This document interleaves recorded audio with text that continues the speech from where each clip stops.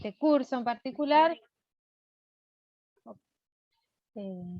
Entonces, el curso está más orientado a medir tamaños de partículas, a caracterizar nanomateriales en cuestiones de tamaño, pero la FM es una herramienta que permite hacer un montón de otras cosas, además de medir el tamaño de una partícula, de un nanomaterial. O sea, más allá de lo que es hacer una imagen, el microscopio de fuerza atómica permite medir otras propiedades de los nanomateriales, o sea, caracterizar otras propiedades. Y entonces, armé esta clase que va a ser más cortita, para darles un pantallazo general de otras cosas que se pueden hacer con el microscopio de fuerza atómica, que sirven para caracterizar nanomateriales, ya no solamente el tamaño, sino otras propiedades. Entonces, va a ser más como una enumeración y mostrar, no voy a describir el principio de cada una de las técnicas, algunas yo las uso, otras nunca las usé, pero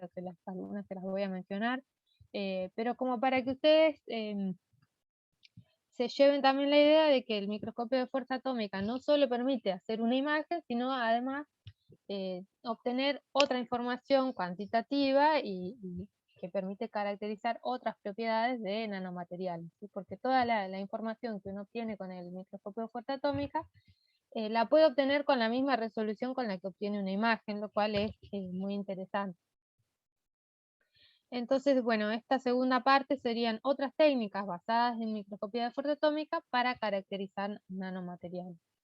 ¿Por qué pongo otras técnicas? La técnica de base es la microscopía de fuerza atómica, pero en general la comunidad de esta microscopía, cada vez que la usa para medir alguna propiedad diferente, le genera un nombre diferente. Así que bueno, van a ver que hay microscopía de fuerza magnética, microscopía de fuerza elástica, química, bueno, vamos a ver que le ponen otro nombre, pero es básicamente la microscopía de fuerza atómica usada para obtener algún otro tipo de información, más allá de lo que es el tamaño, la estructura y una imagen. Entonces, la primera que les voy a mostrar o mencionar es lo que se llama espectroscopía de fuerza o microscopía de reconocimiento. La idea es justamente el microscopio de fuerza atómica, como su nombre lo indica, más allá de que puede obtener resolución atómica, es un microscopio que permite medir fuerza, se basa en medir la interacción entre la punta y la muestra. Entonces, uno puede utilizar eso no solo para medir la deflexión que nos da la posición de la punta, sino que también puede caracterizar, puede medir las fuerzas que están actuando. Entonces la fuerza, uno si considera que el fleje, el cantilever, es un fleje flexible y tiene una constante elástica, es como si fuera un resorte, la fuerza o la deflexión, esta D que uno mide en el detector, que uno puede medir de manera muy sensible, es proporcional a la fuerza. Esta no es nada más ni nada menos que la ley de Hooke de un resorte, de un material elástico, donde está K, D es la deflexión, F es la fuerza y K es la constante elástica del cantilever. Que como les mostré en esa lista de varios modelos de cantilever, hay constantes elásticas de cantilever de todo tipo, ¿sí? Dependiendo de la geometría, del material. Las constantes van desde 0,01 hasta 40 newton por metro. O sea, hay cantilever con un rango muy amplio de diferentes constantes. Y las deflexiones que uno puede medir son del orden del nanómetro. Entonces, eh, midiendo estas deflexiones y usando diferentes cantilevers, uno puede medir fuerzas que van entre decenas de piconewton, o sea, fuerzas muy débiles, hasta decenas de nanonewton. Entonces, la idea es justamente esta, medir la deflexión y traducirla a una señal de fuerza. ¿Cómo se hace? Bueno, la idea es que hay que medir, hay que calibrar precisamente la constante elástica del cantilever, porque si bien cuando uno compra le da un valor, ese valor 40 newton por metro, 12 newton por metro, en general, como les decía, igual que el radio, les da ese valor nominal y tiene un error muy grande, que es en general 40 más menos 10 newton por metro. Entonces, si uno quiere medir con más precisión una fuerza, la constante se tiene que calibrar para cada sensor de fuerza. Así que bueno, hay un método que es el que más se usa para calibrar las constantes elásticas de los cantilevers, y consiste se llama el método térmico, de sintonización térmica, si quieren. La idea es dejar oscilar el cantilever en el aire y medir las fluctuaciones de la deflexión, medir el valor medio de la de x cuadrado, que sería la deflexión, cuando el cantilever está oscilando libremente, no está en contacto con ninguna superficie. Eso se puede hacer midiendo la señal, dejándolo el cantilever oscilar solito, y uno mide por un rato largo esa deflexión media en el tiempo, y lo que genera con esos datos es una densidad de potencia espectral, o sea, es un espectro de esa señal de oscilación libre, y ese espectro tiene una forma característica que se puede ajustar con una lorentziana, y a través del teorema de equipartición uno relaciona ese valor medio de la deflexión con la temperatura, que la puede medir, y esta es la constante de Boltzmann. O sea que de acá puede despejar directamente la constante elástica del cantilever. Hay algunas correcciones que uno puede tener en cuenta, como que el cantilever no está horizontal, sino que tiene un cierto ángulo, y hay teoría, digamos, detrás de esto, pero más allá de eso, casi todos los microscopios actuales permiten medir la oscilación libre, y con el mismo software de microscopio generan la lorentziana, la ajustan y obtienen la constante elástica. Así que eso es importante, que hay que caracterizarlo para cada cantilever, pero una vez que uno la sabe, directamente midiendo deflexión uno puede medir fuerza. Para medir fuerzas lo que se hace se llama espectroscopía, porque uno hace como una curva de fuerza. Lo que va a hacer es un ciclo, se llama ciclo de curva de fuerza o ciclo de tracción y retracción. Lo que hace es acercar la punta, acá se ve como el ciclo completo, acerca la punta del cantilever a la superficie, toca la superficie, indenta un poquito, deja que esto se deflecte y después la separa, ¿sí? Si uno en algún momento eh, pone una deflexión máxima y después la separa. La curva que se genera cuando uno hace este movimiento de acercamiento y retracción es esta que está en el costado. Acá se grafica fuerza en función de la distancia punta-muestra. Y acá son las distintas partes. Acá cuando uno lo acerca, que no está en contacto, la deflexión o la fuerza, recuerden que fuerza y deflexión es lo mismo, ¿no? Es proporcional. Así que la deflexión, que no es lo que uno mide, se mantiene constante.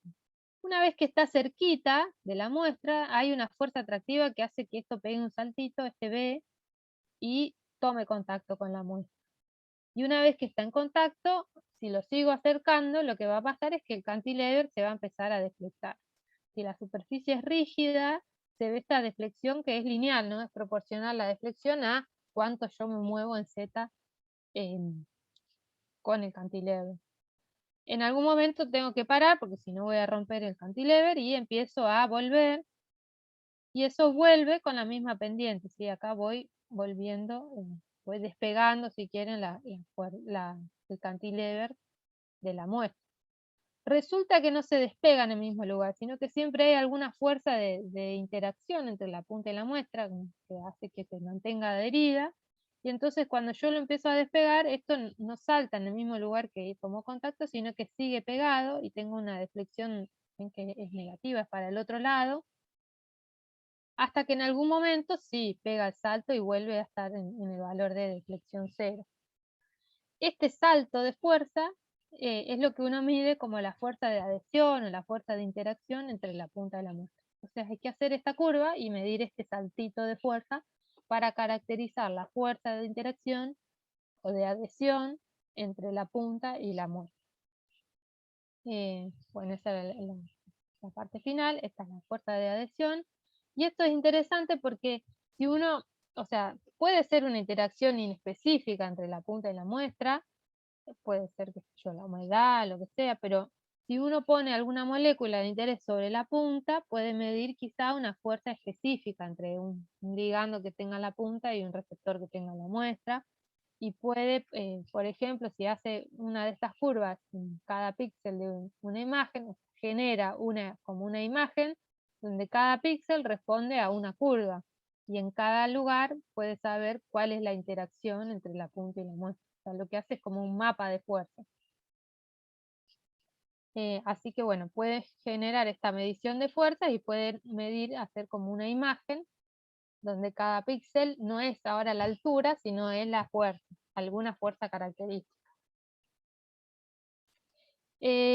Bueno, para usar este tipo de técnica, en general, para sacarle provecho, se hace esto de modificar químicamente la punta para medir interacciones que sean específicas, no una interacción que sea inespecífica. Entonces, bueno, hay distintas estrategias para funcionalizar.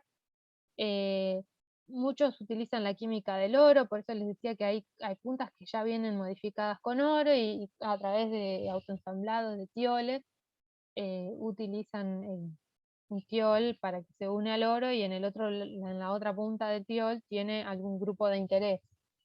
Por ejemplo, en los 90 hay muchos trabajos donde eh, se, se- se estudiaba la química, la interacción entre algo mm, hidrofóbico, hidrofílico, ese tipo de cuestiones. Otra estrategia es la química del nitruro de silicio, que es en general el material que tiene las puntas. Muchas veces se usa una cosa en específica, como esto de hacerlo con una biotina, una estabidina, eh, modificarla con BCA o algo así.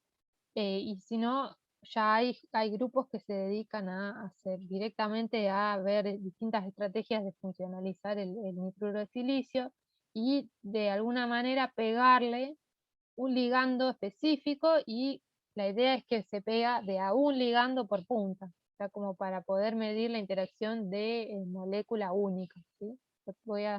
Y en general le ponen esto, son cadenitas de polietilenglicol, se arman como si fuera una cañita de pescar. Tengo la punta, este espaciador flexible, y ahí le pongo mi ligando. Entonces yo cuando voy a hacer la curva en la muestra, lo que veo es si generé esa interacción específica, es que primero se estira este espaciador, la tanza de la caña de pescar, y después se produce esta ruptura. Y entonces con esta característica, con esta curva característica, que yo sé que es la de estirar, tironear mi peg, sé que estoy mirando esa fuerza de ruptura, es la interacción específica que yo quiero medir. Y bueno, con estas estrategias se pueden medir diferentes cosas, se pueden medir la fuerza de interacción a nivel molécula única, pero también, por ejemplo, en este caso, esto es lo que les decía, por ejemplo, un oro que tiene una monocapa de tioles, y la punta también está modificada con tioles, y cada una tiene un grupo metilo, y entonces puedo ver cuál es la interacción media entre el metilo-metilo o metilo-carboxilo, hidrofóbico, hidrofílico, y qué sé yo, puedo agarrar esa punta y medir en una espora. Esto es un trabajo de una espora, y ver en la superficie de esa espora donde hay partes hidrofílicas, partes hidrofóbicas. O sea, más allá de ver la fuerza característica que me da en el orden de nanonewton, puedo usarla para mapear regiones dentro de una muestra donde hay más interacción y menos interacción, y en el caso de tener esta punta, sé que bueno, tengo esta región más hidrofílica, esta región más hidrofóbica, y puedo mapear, digamos, la hidrofobicidad de la muestra con este tipo de puntos. Después, con esto, en general se usa esta química tan específica, se usa para estudiar fuerzas de interacción, ligando receptor. Las primeras que se usaron fueron para estudiar la fuerza entre biotina y streptavidina, pero se han usado para caracterizar pares de interacción específicos, pares como antígeno-anticuerpo, otro tipo de ligando, y estos tienen fuerzas de interacción bastante menores, son del orden de piconewton, ¿sí? La biotina-streptavidina tiene del orden de 200 piconewton. En general, todas las interacciones así biológicas son más chiquitas, que son del orden de decenas de piconewton. Esto se puede hacer también en sustrato, pero también se puede, por ejemplo, medir en células, en la membrana de la célula. Si yo tengo un receptor y pongo el ligando en mi punta, puedo medir la fuerza de interacción en un receptor que ya está directamente en la célula. Esto es un experimento viejo, pero de mi tesis, donde acá representan un montón de células que están en un platito, y uno hace la microscopía, viene con la punta modificada y hace curvas de fuerza sobre toda la muestra, ¿sí? En general es fácil discriminar si uno está sobre una célula, porque la curva tiene esta forma, una pancita bien blanda, y si uno cae sobre el vidrio, tiene esta forma más recta, porque la superficie es rígida.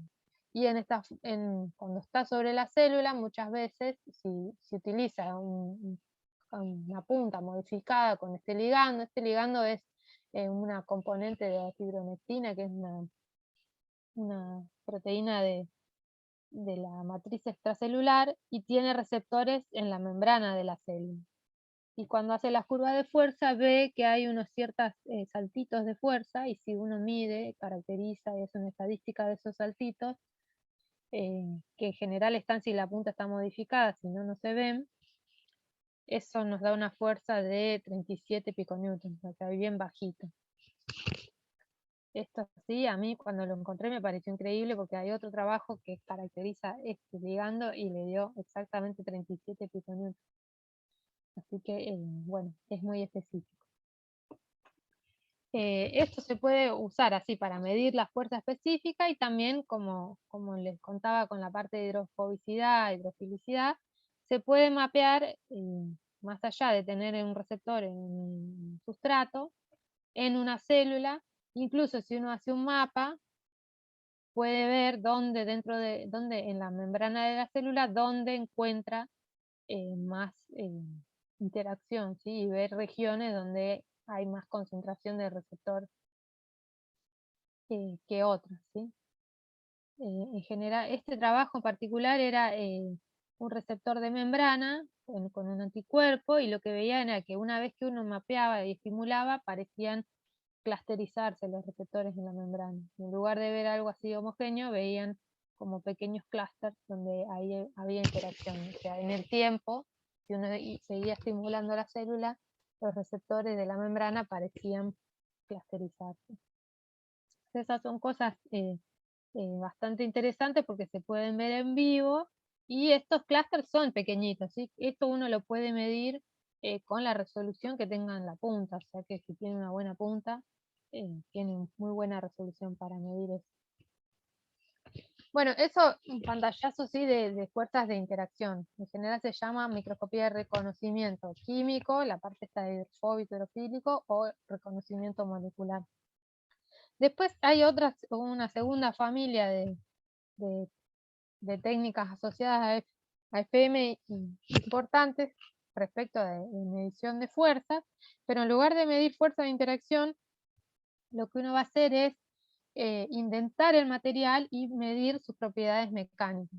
Uno le llama propiedades nanomecánicas porque las distancias que uno va a indentar y las medidas que uno va a sacar es una propiedad mecánica, una elasticidad, pero a nivel nanométrico. O sea, es mucho más pequeñito el experimento que lo que uno haría con un regómetro, con algún equipo para medir elasticidad en volumen, ¿no? Para medir estas propiedades nanomecánicas, lo que uno hace es lo mismo. En una curva de fuerza, lo que va a pasar es que, a diferencia de la que les mostré antes, esta parte de la curva no es rígida, no es recta, como tendría si tuviera una muestra rígida, sino que tiene como una pancita, así como las que veíamos en la célula. Esa pancita se debe a que el cantilever, en lugar de deflectarse por la muestra rígida, se deflecta un poco, pero además va a intentar la muestra. Entonces voy a tener que, si la estoy molestando a la muestra, si la muestra es blandita, la puedo indentar. Entonces de la curva voy a sacar diferentes propiedades. Por un lado, analizando esta parte de la indentación, voy a sacar el módulo de Young, o el módulo de elasticidad del material, y por otro lado, siempre midiendo los saltitos de fuerza, voy a sacar las propiedades de adhesión, ¿sí? Que, de vuelta, si tengo algo específico, va a ser una fuerza específica. En general, cuando uno estudia elasticidad, también estudia la adhesión, pero a nivel general, ¿sí? ¿Cuál es la interacción entre la punta y la muestra? Y lo mismo que en el otro caso, uno puede hacer un mapa donde en cada píxel haga una curva de fuerza y entonces va a sacar diferentes mapas, o de cada curva de fuerza que hice en cada píxel puedo sacar la elasticidad, entonces tengo una imagen, un mapa donde cada píxel me da un valor de elasticidad, la adhesión, tengo un mapa donde tengo un valor de adhesión, y eso combinarlo con la altura que yo puedo tomar como en una imagen convencional, ¿sí?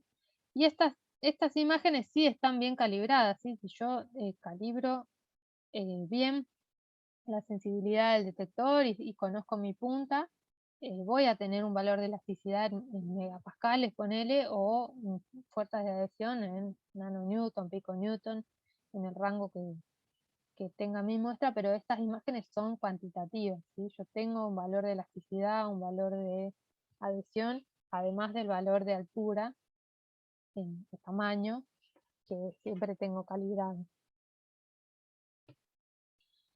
Para sacar las propiedades nanomecánicas, lo que uso en general son modelos, ¿sí? Esta parte de la curva, que les digo que es como una pancita, se va a ajustar con un modelo, y ese modelo tiene en cuenta la forma, la geometría de la punta. Hay diferentes modelos para diferentes geometrías. Este es para una geometría cónica, este es para una geometría paraboloide. Y además, bueno, tiene en cuenta de alguna forma el material, ¿sí? Bueno, es modelo dependiente, o sea que lo que uno saque, bueno, tiene que asumir de alguna forma alguna característica del material y de la punta, ¿sí? Como ven acá, estas son fotos de SEM de la punta. La punta no es ni un cono perfecto ni un paraboloide perfecto, tiene alguna forma que logran con el etching para hacerla lo más chiquita, y bueno, esto es como una aproximación. Pero sí es muy interesante porque uno puede ver cambios en la elasticidad, si bien quizás usa alguno de estos modelos que no es exacto, las curvas en general se ajustan bien y uno puede ver cómo cambia la elasticidad a través de diferentes estímulos. Bueno, acá en los modelos en general se utiliza la indentación y las curvas en general ya están hechas en distancia, en el microscopio, entonces hay que hacer una corrección y usar Z menos D, que sería la posición en distancia menos la deflexión, ¿sí? Y eso me da cuánto se indenta. Pero eso es toda información que tengo disponible. Y otra cosa es que tengo que determinar el punto de contacto, que a veces, bueno, es difícil de determinar dada la suavidad de estas curvas. Pero hay varios algoritmos que me permiten determinar cuándo la curva empieza a doblarse. Bueno, eso, lo que les decía, para tener una información cuantitativa tengo que calibrar lo que se llama sensibilidad, que es pasar el, el eje, yo lo tengo, la deflexión la tengo en volts y la deflexión la tengo en nanómetros. Eso la tengo que pasar a fuerza y ahí tengo que multiplicarlo por la constante elástica, y de volts a deflexión tengo que utilizar alguna superficie rígida para poder sacar esto que es la pendiente, cómo se relaciona el voltaje del sensor con la deflexión en nanómetros. Para eso se usa una superficie rígida en un principio. No lo puedo hacer directamente con la muestra blanda. Y después hay muestras que sirven para evaluar cómo es el radio de curvatura, evaluar el tamaño y la forma, ¿sí? Yo les había contado que uno puede usar una muestra de nanopartículas, por ejemplo, pero hay, si no, muestras de titanio cristalino, muestras que son, en general se llaman tip check, que son para ver, para evaluar la calidad de la punta, y son muestras que tienen así muchos piquitos. Entonces se ve claramente cuando la punta está bien, cuando la punta está medio deteriorada y cuando ya está gastada. De hecho, el software de microscopio trae un algoritmo para, a partir de esa imagen de muchos piquitos, hace como una reconstrucción de la punta y les da el tamaño del radio, ¿sí? En función de la profundidad. ¿sí? Y esto en general es la información que uno usa para meter en los modelos, para ajustar la elasticidad. Bueno, y con esto se pueden mapear entonces, se pueden mapear las propiedades mecánicas, la rigidez y la adhesión de diferentes muestras. Este es un trabajo de la doctora Vela, que también trabaja en el INICTA, que son bacterias, y ellos midiendo la elasticidad en la superficie de la bacteria, encontraron que había zonas donde la elasticidad era mayor, entonces como pequeños clústeres donde tenían elasticidad mayor. Eso pasaba en general en las diferentes bacterias que respondían a un virus.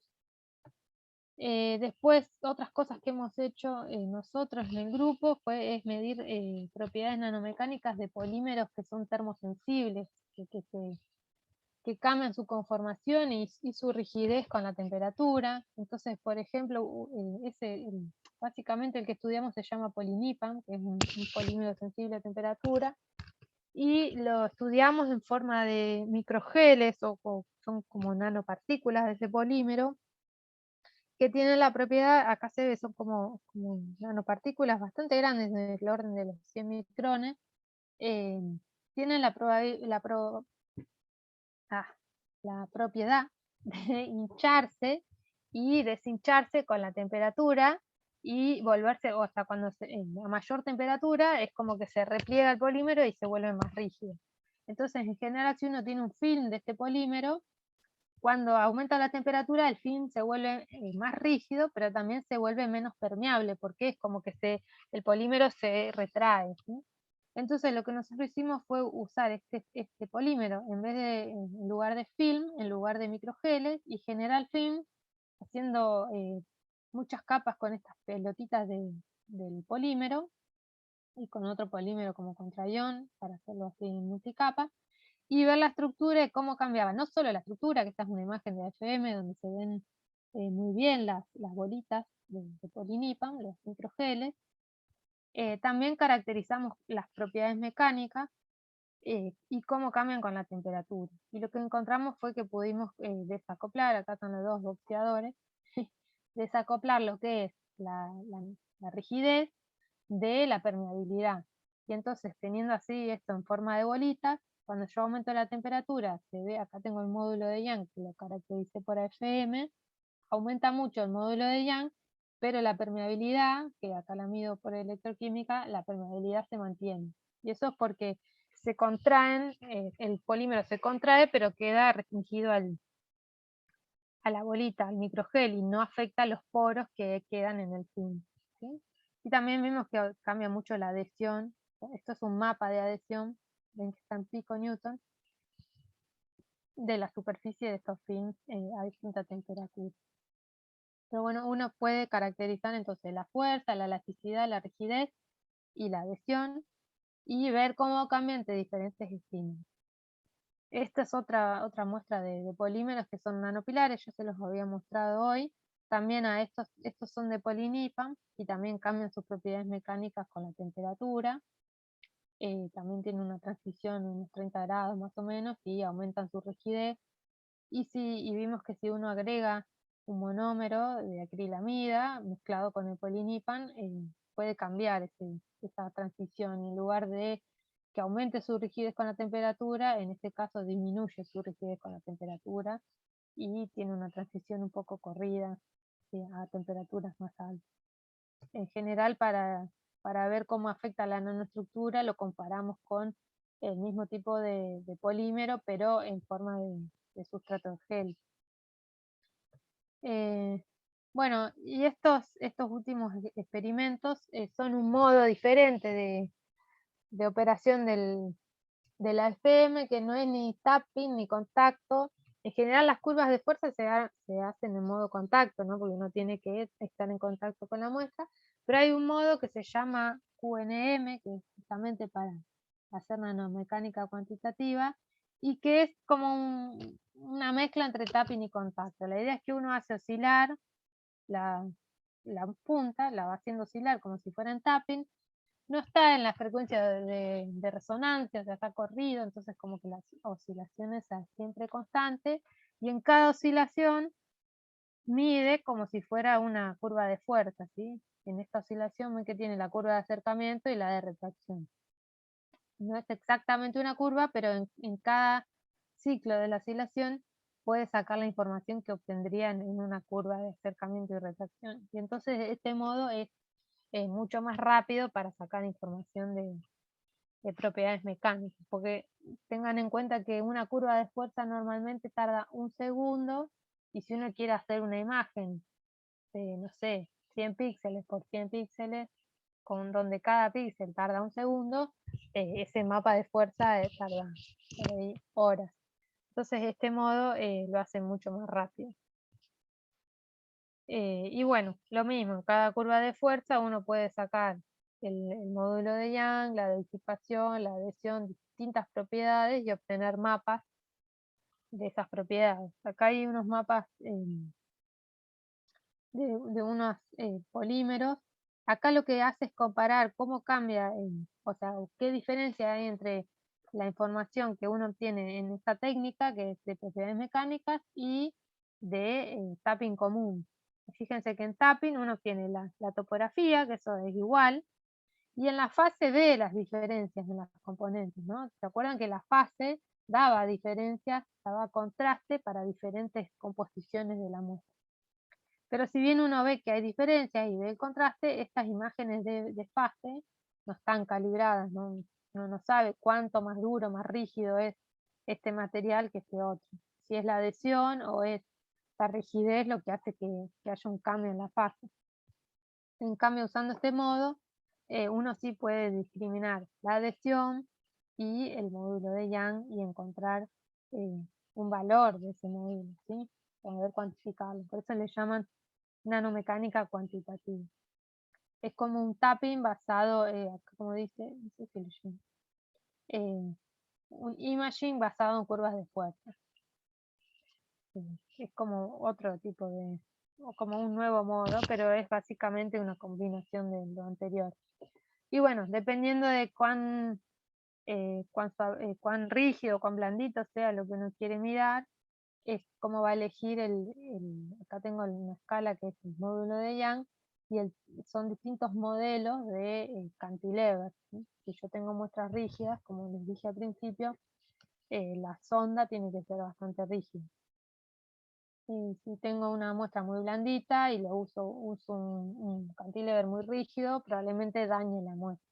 Entonces tengo que elegir el cantilever de alguna forma, asumiendo más o menos un rango de mi muestra. Otra aplicación, esta nada que ver, no tiene que ver con fuerza, pero se llama microscopía de fuerza magnética y sirve para medir propiedades magnéticas de la muestra. Lo que se hace es utilizar una punta que está magnetizada, o sea, con un imán permanente yo magnetizo la punta, y lo que voy a hacer es, además de generar el barrido en contacto que hago normalmente, en realidad se utiliza tapping para este modo. Además de generar la línea que me da por tapping la topografía de la muestra, yo voy a hacer esa línea de barrido, pero después me voy a levantar la punta y voy a volver a una distancia que se llama lift, una distancia más arriba que lo que es la topografía de la muestra. Entonces yo hago una línea de barrido para obtener la topografía y después hago otra línea de barrido a una distancia por encima de la topografía. O sea, en esta línea de vuelta no voy a estar en contacto con la muestra ni la voy a tocar en tapping. Pero ¿qué va a pasar? Si la punta está magnetizada y yo tengo en mi muestra dominios magnéticos, voy a ver que la punta va a sufrir una deflexión o va a cambiar su amplitud de oscilación, porque va a haber una fuerza de interacción magnética entre la punta y la muestra. Más allá de que estén lejos y que ya no haya una fuerza de interacción mecánica, yo voy a estar sensando con el movimiento del cantilever, voy a estar sensando la interacción magnética entre la punta y la muestra, ¿sí? Y entonces eso sirve, por ejemplo, para ver dominios magnéticos que tengan la punta. La muestra tradicional para ver eso es una cinta magnética. Y fíjense que acá se ve, esta es la topografía y esta es la fase. De vuelta, se ve en la fase esa interacción, ¿sí? Se ve como si fuera un cambio en las propiedades mecánicas, o el cambio en el material, ¿sí? Pero recuerden que esta fase es muy particular, ¿no? Tengo que tener la punta magnetizada y entonces lo que voy a ver es fuerzas magnéticas entre la punta y la muestra. Entonces fíjense que en la topografía no veo nada, y en la fase sí veo los dominios magnéticos, las pistas de la cinta. Y fíjense que acá tengo de scan forward, en esta es como que en el barrido de ida mido la topografía y en el barrido de vuelta mido la fase, que es lo que me da el contraste magnético. En general tengo que caracterizar bien a qué distancia me conviene medirlo. Si yo mido a distancias muy chiquitas, como 25, o sea, a qué distancia a qué distancia hago la línea de vuelta para sensar bien ese movimiento debido a la interacción magnética.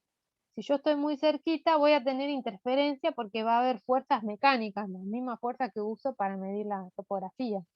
Entonces me tengo que ir un poquito más lejos para que solo tenga componentes de la fuerza magnética, ¿sí? Y en algún momento, si me voy muy lejos, ya empiezo a perder el contraste, ¿sí? Pero en general, en el medio, tengo zonas donde hay muy buen contraste y se pueden ver las pistas magnéticas. Esto son muestras muy grandes, no son nanomateriales, pero se usa también para ver nanodominios. Por ejemplo, este es un trabajo de un grupo de CONEA, de la doctora Steren, donde ven estas cintas de este material magnético. Se ve que las cintas tienen, fíjense que esto tiene varios micrones, pero dentro de las cintas se ven los dominios magnéticos. Estas son las imágenes de microscopía magnética, y lo que van haciendo es ir bajando el diámetro de las líneas estas. Fíjense que acá tengo diámetros cada vez más chiquititos, el último es de 200 nanómetros, incluso en esta línea de 200 nanómetros se sigue viendo dentro los dominios magnéticos. Entonces, bueno, sirve, o sea, incluso materiales ya más en la escala nano, o de centenas de nano, sigo viendo dominios magnéticos y puede ser interesante, más allá de ver el tamaño, ver las propiedades magnéticas. Bueno, esas tres son más o menos un poco más de detalle. Hay un montón más, podría estar toda la tarde, pero tampoco las conozco yo a todas. Hay, por ejemplo, con el mismo principio que con la de la punta magnetizada para medir propiedades magnéticas, uno puede aplicar un voltaje sobre la punta y medir digamos,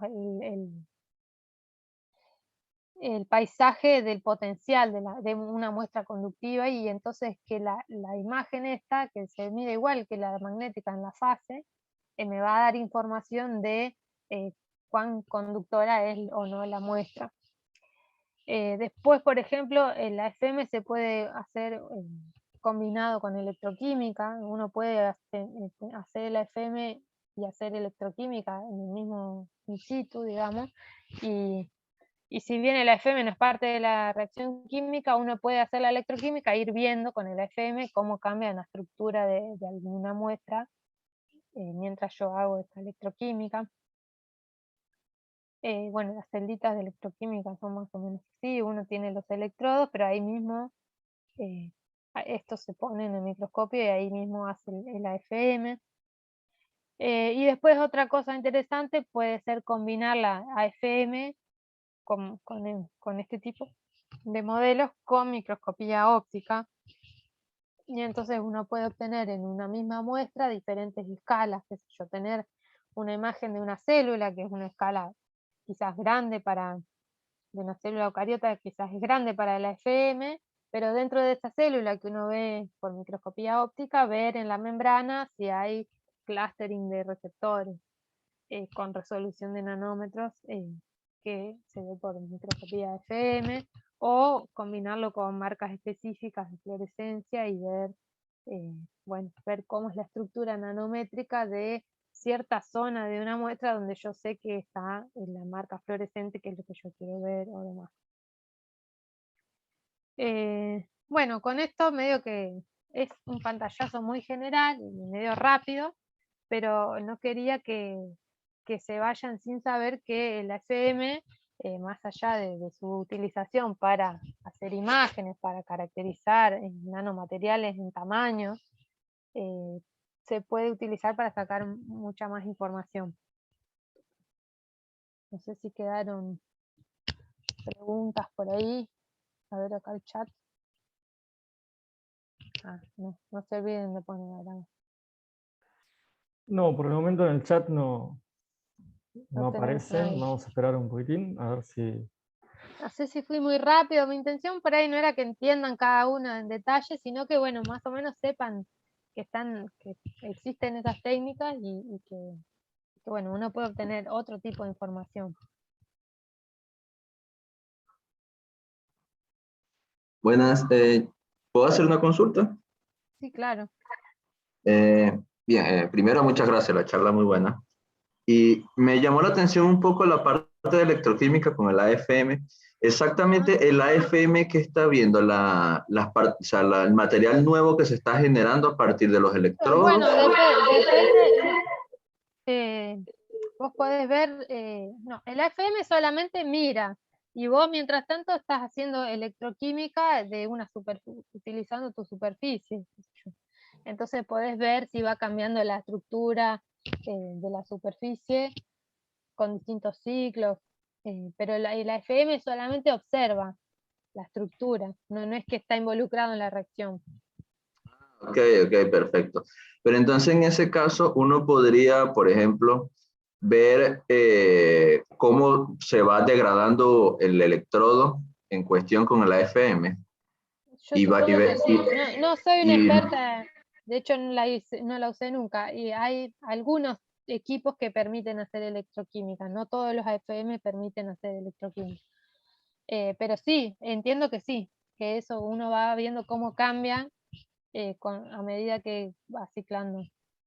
mira, qué interesante. Está bueno. Gracias. No, de nada.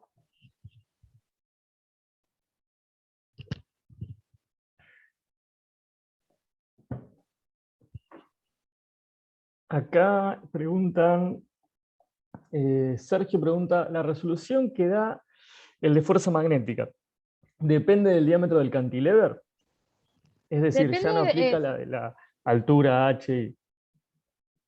Claro, bueno, ahí ya no estás midiendo la altura, pero lateral sí, ahí depende de la punta. Claro, en la parte magnética la tenés una resolución lateral únicamente, no tenés la altura, porque la señal que vos mirás es la respuesta magnética. Tampoco la tenés calibrada, es solamente para ver contraste y identificar los dominios. Y ahí sí, la resolución lateral te la da la punta.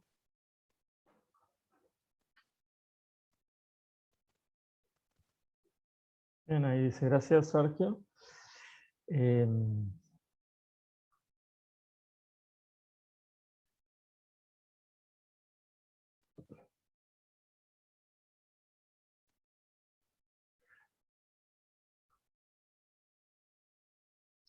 Diana pregunta, ¿qué características se deben conocer de la muestra antes de usar AFM? No, básicamente tenés que asegurarte de que sea lo suficientemente plana para no romper el cantilever en el primer intento. Y después, si querés ver una partícula o algo, que esté bien adherida de alguna forma al sustrato. Después, bueno, uno hace alguna especulación de cuán blanda es para elegir qué cantilever vas a usar, ¿sí?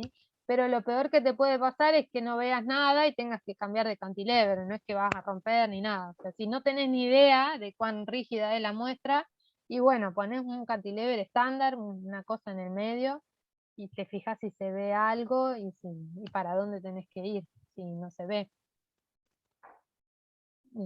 Muchas veces uno no sabe la rigidez del material, o sea, de hecho eso es lo que uno quiere caracterizar, pero sí sabe que estás mirando un polímero y no un cristal, qué sé yo.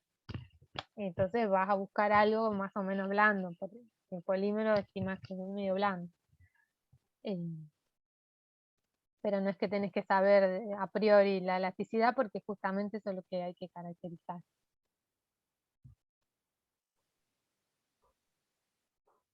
Bueno, dice gracias. Ahí.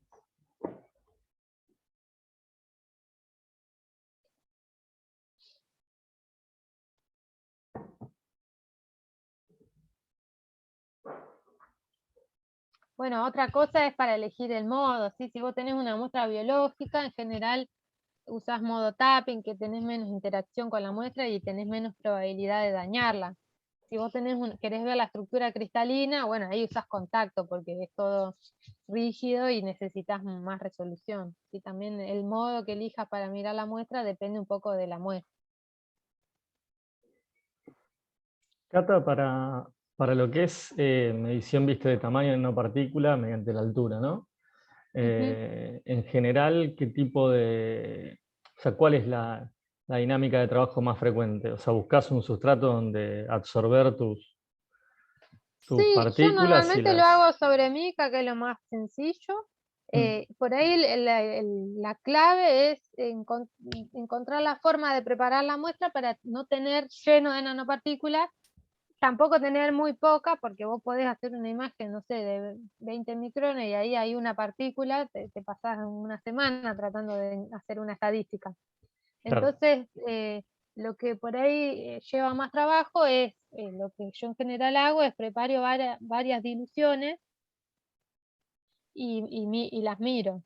Y más o menos hasta encontrar qué dilución tengo que poner y cuánto tiempo dejarlo para que se pegue más o menos una cantidad de partículas que en una imagen yo las tenga aisladas, pero tenga suficiente para eh, tomar varias imágenes y tener una buena estadística. claro. Es más o menos parecido a lo que uno haría para un SEM. Sí, sí, sí. Pero bueno, sí, la diferencia por ahí es que si vos solamente lo evaporás, capaz que no te quedan adheridas al sustrato y te las barres con el FM. En general, ¿en qué, si querés medir tamaño de partícula, qué modo usás? Y lo que más rápido sale y más fácil es tapping. Claro, En contacto hay más posibilidad de que las muevas, que las claro, que las corras. arrastres, sí. Entonces, tapping, yo si no tengo idea y así para algo fácil, agarro tapping. Pero bueno, hay gente que le gusta más contacto y qué sé yo, le agarra más la mano. También un poco dependiente del usuario y de la cancha que tenga. Claro, sí, sí. Bueno, ¿hay alguna pregunta Bueno, más por ahí? Si no, yo voy a dar brevemente Nanoparticle Tracking Analysis y si quieren podemos discutir alguna pregunta. Ah, acá hay una pregunta de Luis pregunta, ¿cuánto cuestan los equipos? bueno, también hay variación en los equipos, pero cuestan caro. En general no menos de $100.000. ¿Sí? 100.000, 200.000. Hay un equipo muy barato, que es el más barato, sale $25.000. Es un equipo que se usa para docencia, que no tiene gran resolución, pero para hacer cosas así de rutina está bastante bueno. Se llama Nayo, es de NanoSurf. NanoSurf en general es una compañía que tiene bastantes, están muy bien en precio y son bastante buenos los equipos. Qué sé yo.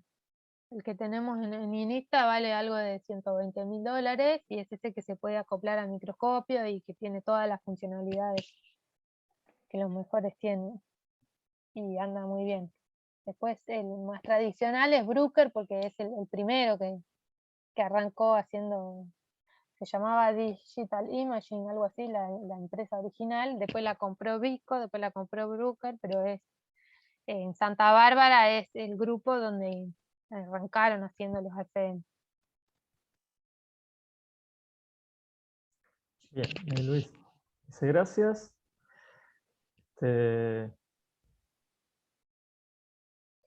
Bueno. Bueno, chicos, si no hay más preguntas, la liberamos a Cata. Bueno, no, si te querés quedar, Cata, bienvenida. Y yo voy a Bueno, pasar muchas gracias por la invitación. No, por favor. Cualquier consulta, ya saben, ahí me pueden escribir. Dale, dale. Bueno, yo voy a entonces ahora compartir la pantalla para ver digamos, la última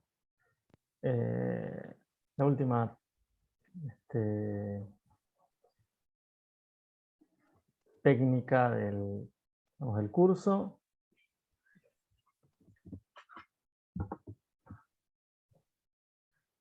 Bien, ¿están viendo la pantalla, chicos? Bien, perfecto. Bueno.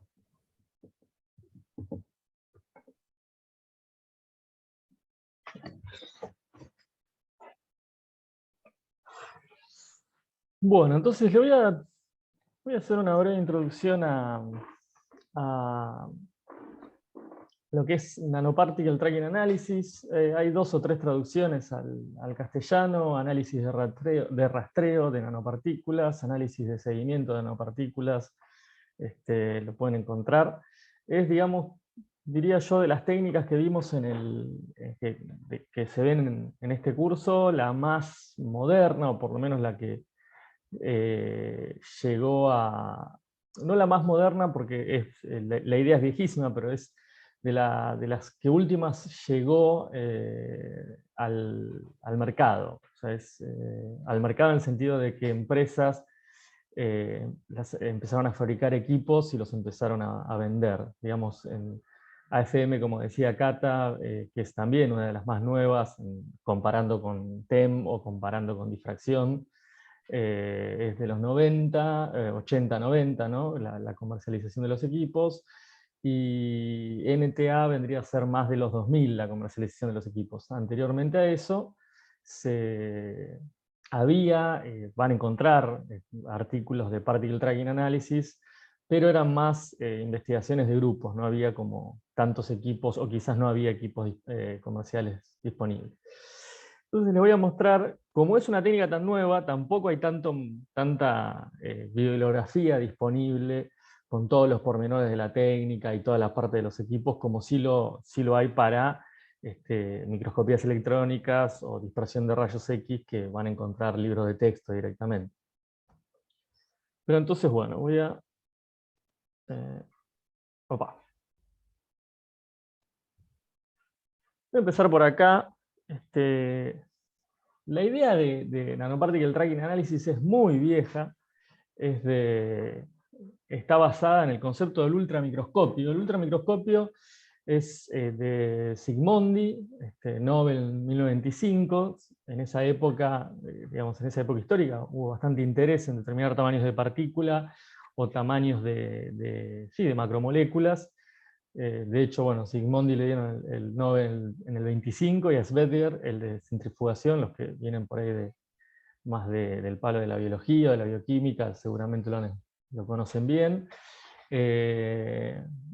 Y de hecho creo que han trabajado juntos, tanto Zsigmondy como Svetdier. Entonces, bueno, la idea del ultramicroscopio era, bueno, hay un límite óptico, que ya lo vimos en el límite de difracción, ya lo vimos en distintas clases, que me limita hasta dónde yo puedo llegar con un microscopio. Pero lo que plantea Zsigmondy es que si yo ilumino, o sea, hago el experimento de una forma distinta, en vez de colectar imagen por transmisión, como se suele hacer en un microscopio, en vez de hacer eso, colecto el scattering, o sea, pongo en este caso, en esta imagen, pongo, digamos, lo que sería el microscopio que está apuntando a la muestra, ¿no? El objetivo que está apuntando a la muestra, lo pongo a 90 grados respecto de la incidencia de la luz. Lo que voy a colectar es el scattering de las partículas. Entonces, en ese caso, yo voy a pasar a poder medir O sea, voy a empezar a ver las partículas. Las voy a ver, no voy a poder decir mucho del tamaño, pero las voy a ver, cosa que antes no, en teoría. Y lo curioso es, bueno, esto les dejo, estos son los esquemas originales de Zsigmondy, que en su época hizo todo este setup con, no recuerdo bien si eran nanopartículas de oro o de plata, e hizo todo este setup con luz solar, utilizando un condensador hacia la muestra. Entonces, de manera más moderna, les puedo mostrar ahora qué es lo que se hace para construir un equipo de rastreo de nanopartículas. Tenemos un láser, ese láser incide lateralmente, sería en la muestra, acá lo tienen en la imagen de abajo, y con un microscopio, ¿no es cierto? Acá tenemos el objetivo con un cierto grado de aumento, yo colecto la luz dispersada. Actualmente hay varias marcas que venden equipos de rastreo de nanopartículas. Quizás una de las primeras fue Nanosight como empresa. Nanosight después fue comprada por Malvern, hoy por hoy es parte de Malvern, y fue uno de los primeros equipos comerciales. Hoy hay otros más, pero digamos, es quizás el más conocido hoy por hoy. Entonces, ¿qué es lo que vemos? Bueno, si yo sacara una foto al estilo utilizando el esquema que les mostraba de Zsigmondy, lo que voy a ver son puntitos que responden a la dispersión de luz de cada una de las nanopartículas. No es una imagen, estrictamente hablando, y tampoco de manera directa podemos determinar el tamaño de o la forma de esos puntitos que vemos. O sea, estamos, entre comillas, viendo las nanopartículas, pero no podemos decir mucho directamente de ellas. Ahora, si nosotros podemos hacer justamente el rastreo o el tracking, va a pasar esto. Las nanopartículas se mueven. Entonces, si yo puedo filmar eso, y puedo seguir cada una de esas nanopartículas, puedo seguir a las nanopartículas, puedo rastrear el movimiento browniano de cada partícula. Recuerdan, si se acuerdan de DLS, si yo rastreo el movimiento browniano, puedo calcular el coeficiente de difusión, y si puedo calcular el coeficiente de difusión, puedo llegar a un diámetro hidrodinámico. En este caso, esta sería lo que hace el software de los equipos, los software de los equipos de NTA, es si yo tengo un centro de dispersión que se va a mover, bueno, yo rastreo, calculo la distancia media cuadrática recorrida, yo sé que esa distancia media cuadrática tiene que ver con el coeficiente de difusión, y posteriormente puedo despejar, ¿no?, el diámetro de la partícula. Entonces voy a obtener para cada partícula el diámetro hidrodinámico, o sea, el diámetro equivalente a una esfera que tiene ese coeficiente de difusión. Esto les muestro, acá esto es tomado también de Malvern, de viejas diapositivas de Malvern. Y es más o menos el flujo de trabajo que uno hace cuando trabaja con esta técnica.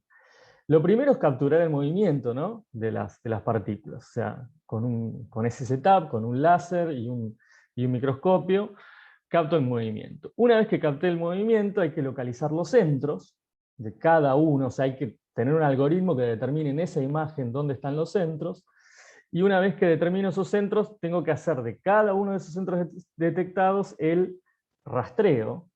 Y una vez que haya hecho el rastreo, en ese caso puedo construir, para cada uno de esos centros, puedo calcular la distancia medio cuadrática y posteriormente el coeficiente de difusión y el diámetro hidrodinámico. A su vez, hay otras cosas que se pueden hacer, porque como yo voy a tener la intensidad O sea que puedo hacer muchísimos tipos de representaciones de los datos experimentales, en el sentido de que puedo graficar el tamaño en función del número. Este número es a través del diámetro hidrodinámico, no es el número de TEM, ¿no? Pero digamos, puedo calcular representar el tamaño respecto del número, puedo calcular para cada nanopartícula la intensidad, entonces las puedo representar en función de número versus intensidad, de tamaño versus intensidad, y así un montón de combinaciones, y también podemos hacer, digamos, perfiles 3D, entre otros.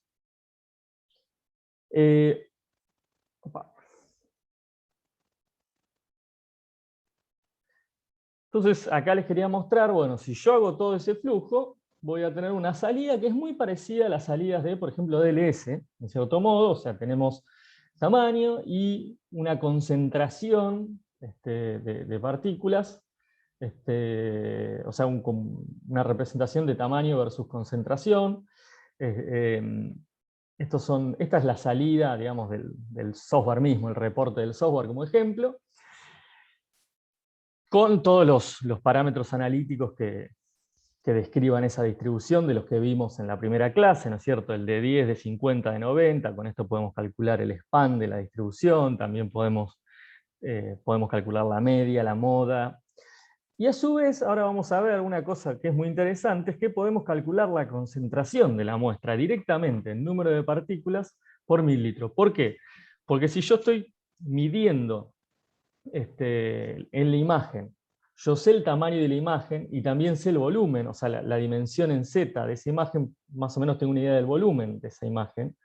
Entonces, cuento las partículas, tengo el volumen, tengo la concentración de partículas por unidad de volumen. Esto es algo, digamos, una de las primeras cosas que se ven en los brochures, digamos, de este tipo de equipos. Además de la parte de caracterización de tamaño, automáticamente se hace mucho hincapié en la posibilidad de determinar la concentración de nanopartículas. Bueno, algunas, digamos, ventajas que tenemos respecto de otras técnicas, o en particular respecto de DLS, que sería una técnica que utiliza conceptos parecidos. Bueno, en principio, ¿se acuerdan que en DLS yo tenía que conocer la viscosidad del medio, bueno, la temperatura del medio? También, si quería hacer algunas conversiones más, tenía que conocer el índice de refracción del medio, tenía que conocer el índice de refracción del nanomaterial. Bueno, en este caso, lo único que necesitamos conocer es la temperatura y la viscosidad del medio. Y a su vez, como generalmente trabajamos con muestras muy diluidas, si estamos diluyendo con agua, probablemente con saber la viscosidad del agua a la temperatura de trabajo ya nos alcanza. A su vez, como es una técnica de conteo, o sea, yo me estoy determinando una propiedad de cada partícula, es una técnica basada en números, o sea, la distribución es basada en números. No, por más que estemos detectando el scattering, como yo para cada partícula le hago el traqueo, yo estoy calculando el diámetro hidrodinámico por número, no basado en intensidad. A su vez, las partículas son contadas, como les decía, entonces puedo determinar la concentración. Y la preparación que tenemos es muy parecida a la que les explicaba para DLS, nada más que en este caso generalmente hacemos una dilución mayor, porque para no saturar, digamos, nuestra imagen con nanopartículas, tenemos que diluir hasta un rango entre 10 a la 7 y 10 a la 9 nanopartículas por mililitro. O sea, acá como ejemplos de la preparación de la muestra, fíjense, si tenemos muchas nanopartículas, que sería esta parte, lo que va a pasar es que es muy difícil establecer, digamos, identificar a una partícula aislada y por lo tanto establecer su centro y hacer el seguimiento. Si tenemos pocas nanopartículas, tendríamos que contar mucho, o sea, hacer muchas rastreos en la muestra para tener una estadística suficiente. La cantidad ideal es entre unas 20 y 100 nanopartículas, eso también depende del equipo, ¿no? Y del tamaño del la imagen, pero más o menos entre 20 y 100 es una cantidad ideal que nos permite, digamos, tener suficiente cantidad para, en un tiempo razonable, tener una buena estadística, y a su vez que no se superpongan las nanopartículas. ¿Qué es lo que se hace en la práctica? Tenemos la dilución, tenemos nuestra suspensión de partículas y diluimos seriadamente hasta encontrar un rango de medida apropiado. Bueno, ¿qué cosas hay que tener en cuenta cuando se usa una técnica así? Bueno, primero es muy sensible a que haya partículas, inclusive con esta técnica se puede ver, por ejemplo, cuando uno toma agua milicú. El agua milicú puede llegar, por el tipo de sistema de filtración que tiene, puede llegar a desprender algún material particulado, se detecta eso. Obviamente es muy baja la cantidad, pero se puede detectar, inclusive hasta se puede cuantificar. Entonces, una de las cosas fundamentales es tratar de asegurarse que el solvente sea lo más limpio posible en términos de material particulado.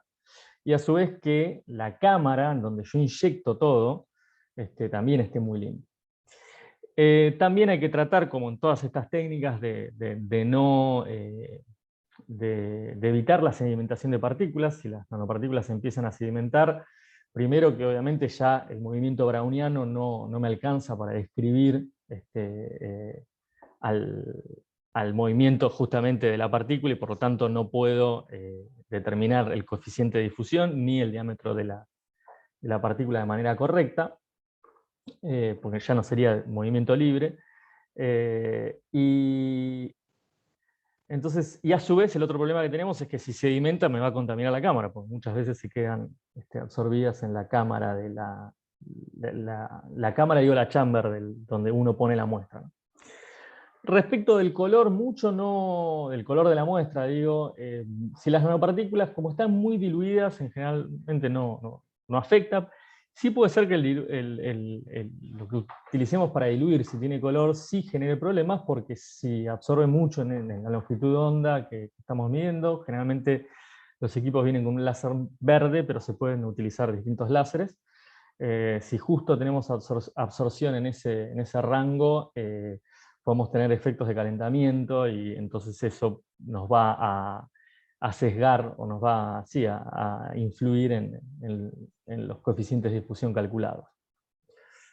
Bueno, ¿cuáles son los rangos de tamaño con los que podemos detectar? De vuelta traigo a colación la ecuación de Rayleigh. Si bien, como ya vimos, para light scattering no alcanza a describir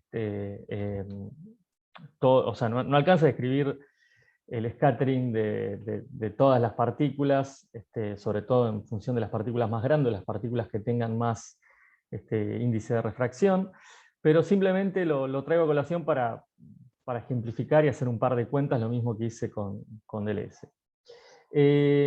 Entonces, la señal que vamos a recibir va a depender del contraste de la muestra, en definitiva, y del tamaño de la muestra, además de los parámetros del equipo. O sea, cada uno de esos puntitos va a llegar con una determinada señal dependiendo de cuán grande sea, cuán contraste tenga y la intensidad del láser, entre otros parámetros. Entonces, el tamaño mínimo que podemos calcular va a ser, cuanto más contraste tenga el material,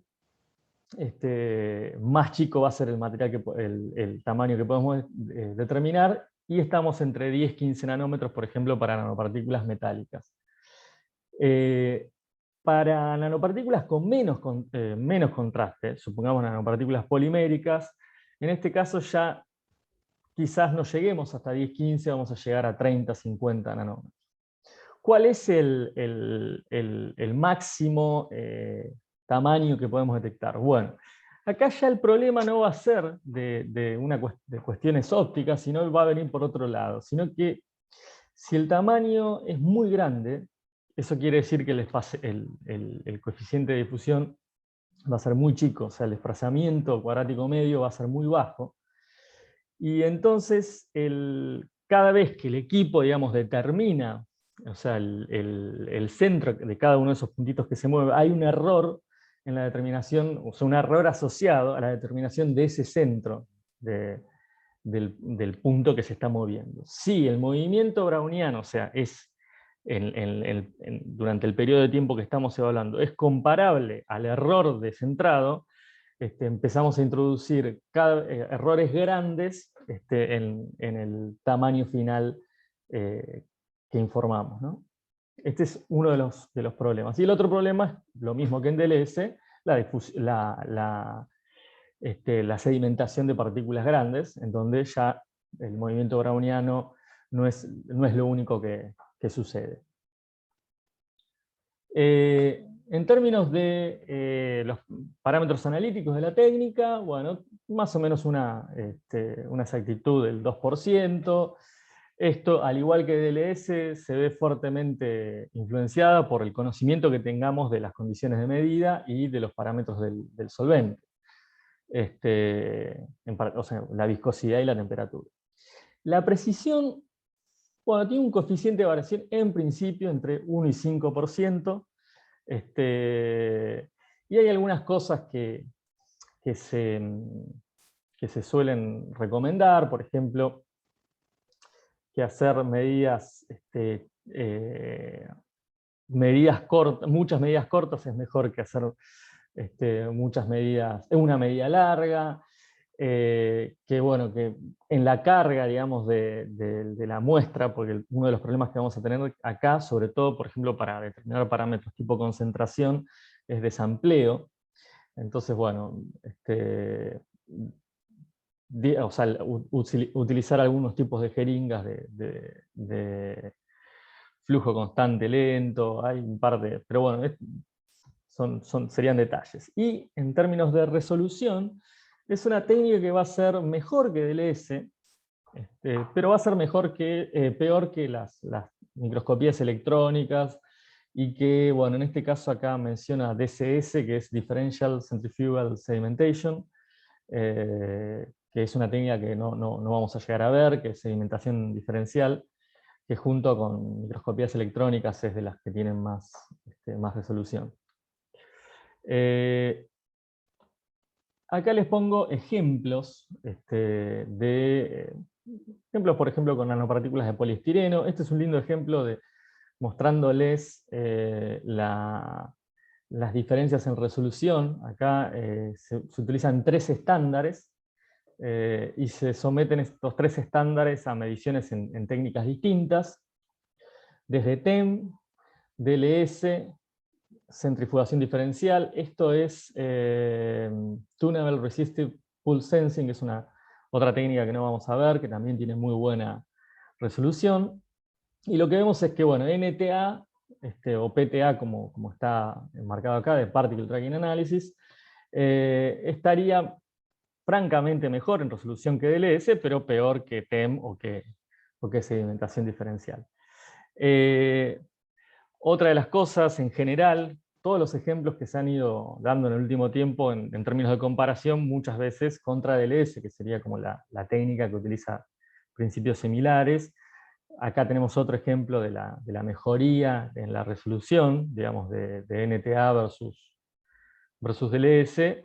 Y en estas con nanopartículas de poliisobutilcianoacrilato, en donde por DLS la nanopartícula tiene algunos, o sea, vemos, por NTA vemos que hay diferentes, quizás estas partes son agregados, pero que tenemos distintas como familias. En DLS esto es muy difícil de resolver, y las nanopartículas grandes estas son las que ganan por intensidad, y terminamos viendo solamente las nanopartículas grandes, por lo menos por intensidad.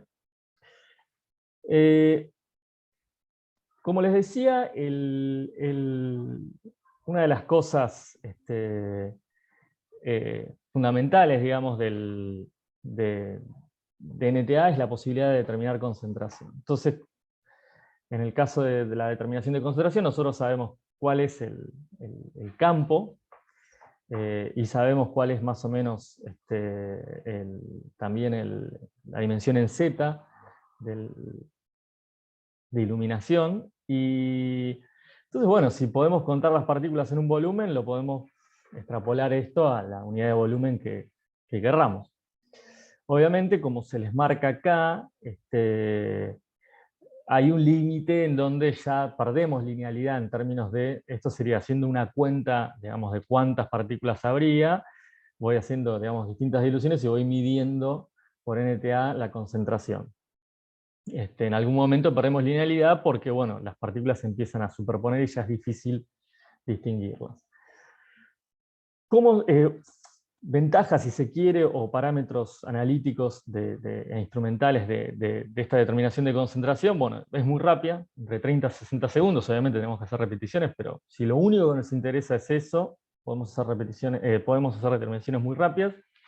Tenemos una exactitud de entre un 5 y un 10%, y una precisión entre un 15% y de reproducibilidad entre 20, más o menos 20%, digamos. O sea, no tiene muy buena precisión, pero es bastante mejor, o sea, pero al ser una de las pocas técnicas que lo puedo hacer directamente, se podría decir que es directamente y de una manera rápida y relativamente económica, es completamente tolerable esos valores de precisión. Pero bueno, hay algunas cosas que afectan digamos, a DLS para todos, o sea, tanto para el conteo de las partículas, o sea, para la determinación de la concentración, como para la determinación del tamaño. Es que, por lo menos hasta hace un tiempo, no sé si los software han avanzado más, y el hardware, digamos, del equipo ha avanzado más. Lo que sucede es que hay un montón de parámetros, como por ejemplo el umbral de detección, o sea, a partir de qué escala de grises se considera que un determinado punto tiene que ser contado, el tipo de ganancia que se le da a la cámara, o sea, la cantidad de ganancia, todos esos factores son seleccionados por el usuario. Que si bien puede tener instrucciones y los manuales vienen bien completos de cómo decidir cada uno de esos parámetros, cómo tomar decisiones respecto de cada uno de esos parámetros, pero siempre, en definitiva, no es un proceso automatizado y termina siendo a discreción del usuario. Entonces eso genera variabilidades en los resultados entre operadores y también entre laboratorios. Y acá les muestro cuáles son algunas de las cosas que determinan esta variabilidad. Una es el foco. O sea, como tenemos un microscopio, dependiendo del foco, la imagen va a ser difuminada, o bueno, van a aparecer los clásicos anillos, o vamos a ver los puntitos bien definidos, ¿no? En este caso es una situación en donde no es favorable trabajar, en este caso sí, y en este caso o sea, sí y más o menos, porque podemos determinar el puntito, pero si esto se empieza a mover, estos halos que están a los costados se pueden superponer con los halos de otro centro, con lo cual para la determinación del tamaño puede ser complicado. Después tenemos, por ejemplo, el nivel de la cámara, o sea, la ganancia de la cámara, que en este caso, imagínense que si podemos quemar la muestra, o quemar entre comillas, digo, justamente por darle mucha señal, que termine todo superponiéndose o medio colapsado, o podemos encontrar la cantidad justa. Y la otra es el umbral, o sea, el umbral es decir, bueno, a partir de qué escala de grises, vieron que acá tenemos un montón de cositas, pero hay algunas atrás, otras. Entonces es decir, bueno, si yo me paro por acá, bueno, ¿qué es lo que yo considero una partícula? O sea, todos son partículas, o considero que algunas cosas son partículas y otras son suciedad. Entonces eso también es otra, o sea, todas estas son decisiones que toma el usuario. Y entonces pueden haber grandes variabilidades, porque lo que puede ser para mí correcto, para otro puede que no. Entonces, esa es una de las limitaciones, que si bien la mayoría de los equipos están, o los equipos, tanto en hardware como en software, lo están mejorando, o sea, permanentemente, esto va a ser durante quizás bastante tiempo uno de los, sí, de los puntos medio flacos, no es que es una catástrofe, de la técnica. Bueno, hasta acá llegamos con esta técnica, era simplemente un repaso rápido. No sé si tienen consultas de esto, de DLS, lo que quieran.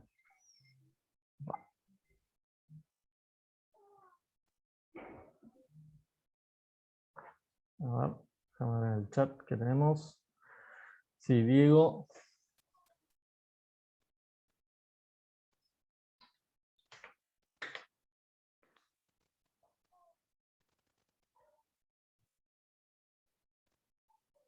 Sí, la segunda parte de la... Veo que acá hay varios que estaban preguntando lo mismo. Sí, o sea, fue un inconveniente en la conversión. Zoom convierte de las clases, uno las baja y después hace una conversión, y por algún motivo la conversión de la segunda parte falló, así que lo que voy a hacer es grabar de vuelta esa clase, lo tengo que hacer entre hoy y mañana, rápidamente, para subírselas con todas las diferentes cosas que comentamos de DLS. Gracias, Agustín. Che, una consulta. Cuando hablas de reproducibilidad 10 al 40%, ¿ahí es cuanto menor mejor o...? No, es cuanto mayor, cuanto mejor, cuanto menor, mejor. Sí, sí, está bien. Ah, Sí, bien, bien, bien. O sí, sea sí, es que, una digamos, medida 90% de reproducibilidad, digamos. claro, es una medida del coeficiente de variación eso. Está bien, está bien. Entonces, tiene que venir por ese lado, sí.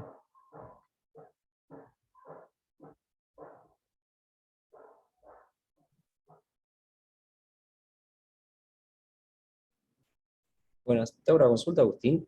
Sí. Yo en general he visto que se usa más DLS, no sé si, bueno, capaz no he trabajado tanto con nanopartículas, pero es así, y si es así, ¿hay una razón por eso? Por lo que vimos, o lo que explicaste vos, parecería que NTA te da capaz una visión más real de la distribución de tamaño de partículas. Sí, DLS es la técnica más utilizada, digamos, creo yo, en tamaño, para tamaño, por un sinfín de motivos, creo yo. O sea, uno es el tema sí, el precio del equipo.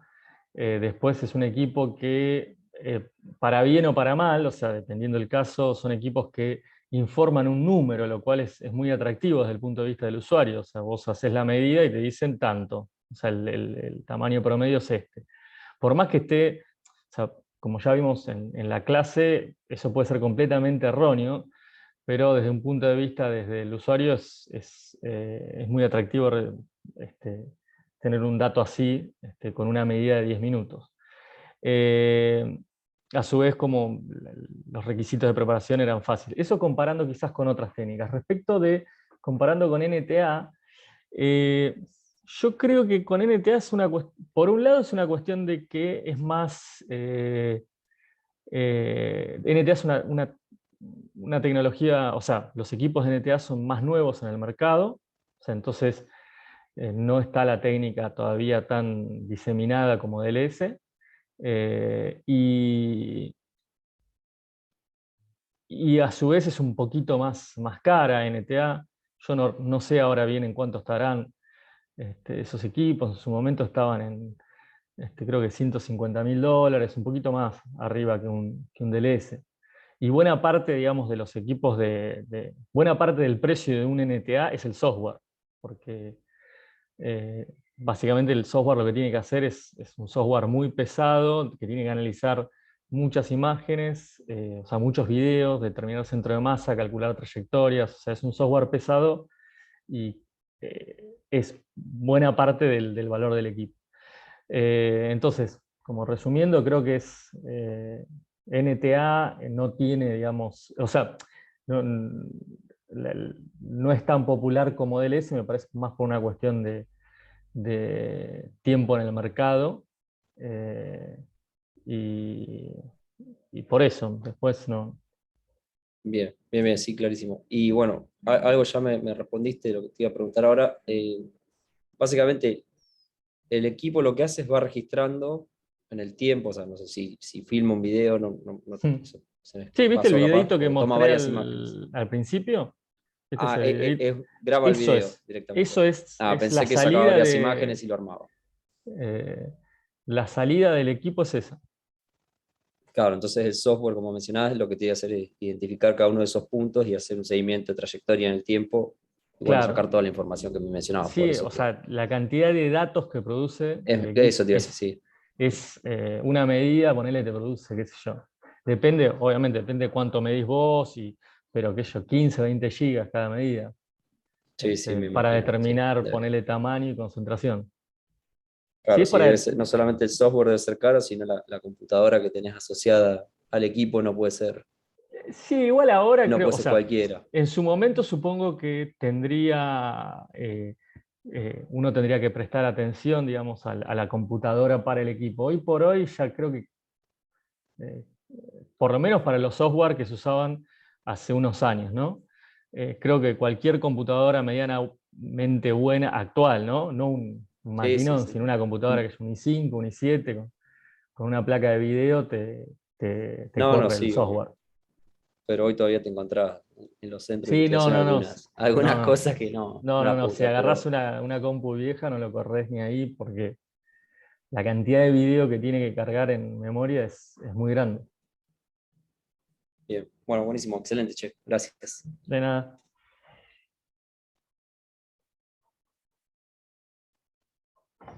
Ahora, chicos, bien. Eh,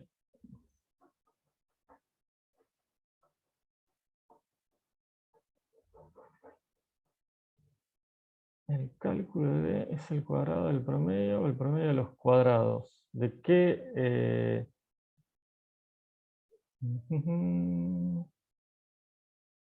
Lo chequeo, porque no, pasa es que estoy tentado a decir, es la distancia, acá algún físico por ahí en el público que me ayude, es de distancia cuadrática media.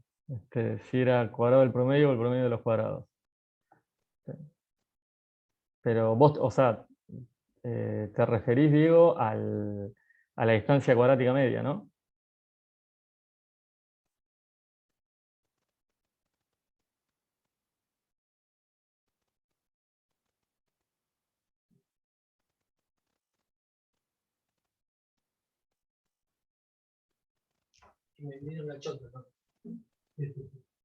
Ok.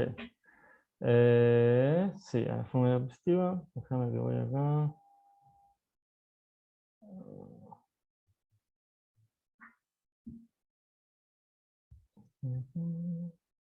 Es buena pregunta. Déjame que lo chequeo. Déjame lo chequeo y te digo. Siempre me confundo acá. Este, Así a priori tengo, o sea, sería el cuadrado de los promedios, del promedio, ¿no? Pero déjame que lo chequeo y te lo digo después.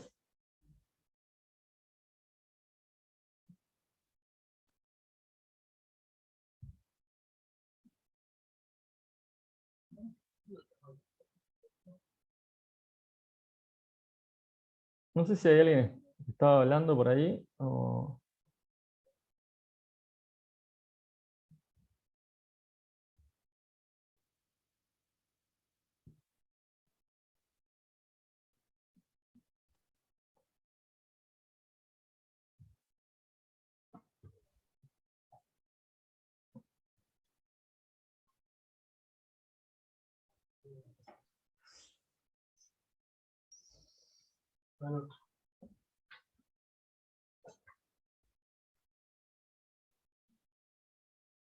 ¿Hola? Bueno. ¿Alguna pregunta más? puede ser de esto, puede ser del LS, de lo que...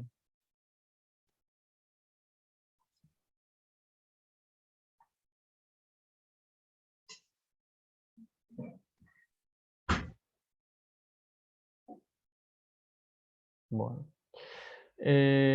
Entonces, entre hoy y mañana les vamos a subir el cuestionario de esta semana, y a su vez yo les voy a mandar la parte de la clase de DLS, la voy a subir, o sea, voy a grabar una clase y se la subo, trataré de mañana sin falta.